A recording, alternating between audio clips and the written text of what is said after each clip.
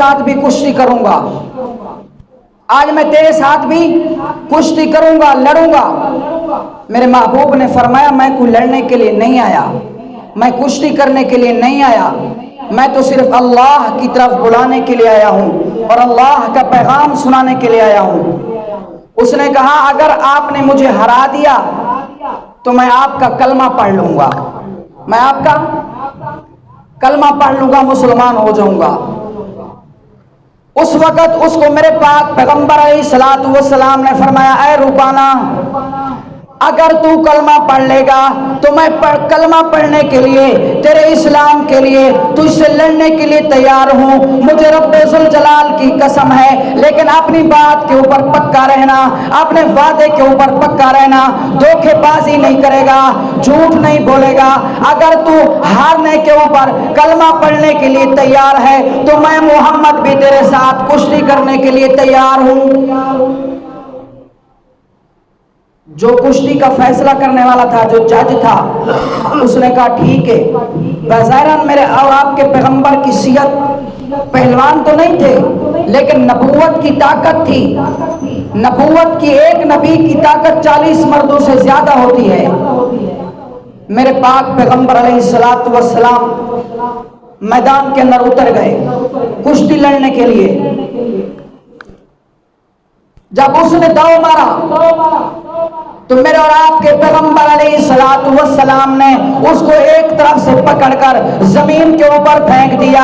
جب وہ زمین کے اوپر گرا تو وہ یک بک کہنے لگا کہ میں دیکھ نہیں رہا تھا، میرا پیر پھسل گیا ہے، میرا پاؤں پھسل گیا ہے، اب کشتی دوبارہ ہوگی، رب ذوالجلال کی قسم ہے۔ میرے پاک پیغمبر علیہ الصلوۃ والسلام نے فرمایا ٹھیک ہے، پھر دوبارہ کشتی ہوگی۔ جب دوبارہ لڑے، میرے پاک نبی نے اٹھا کر زمین کے اوپر بچھا دیا۔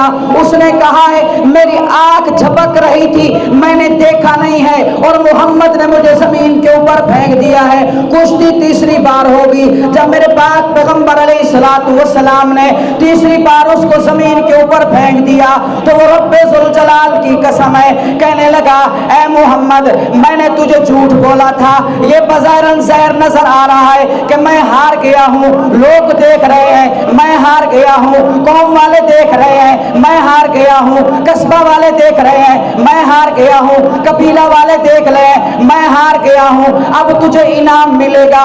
وہ بادشاہ جو کشتی کروا رہا تھا اس نے میرے پاک پیغمبر علیہ الصلوۃ والسلام کو ایک بہت بڑی ٹرافی دی۔ میرے پاک پیغمبر علیہ الصلوۃ والسلام نے ٹرافی لے کر کہا اے رکانہ میں تو ٹرافی کے قابل نہیں ہوں، میرے پاس ٹرافی نہیں ہے، میں ٹرافی کے قابل نہیں ہوں کیونکہ میں لڑنے کے لیے نہیں آیا تھا، یہ ٹرافی میں تجھے دیتا ہوں کیونکہ تو سب پہلوانوں سے پہلے جیت چکا ہے، تو سب سے پہلے جیت چکا ہے، یہ ٹرافی میں تجھے دیتا ہوں، یہ ٹرافی اپنے پاس رکھ لے۔ جب میرے پاک محبوب علیہ الصلوۃ والسلام نے حضرت رکانہ کو ٹرافی دی، اس نے میرے پاک نبی کا چہرہ دیکھا تو بے ساختہ الفاظ نکلے اشہد اللہ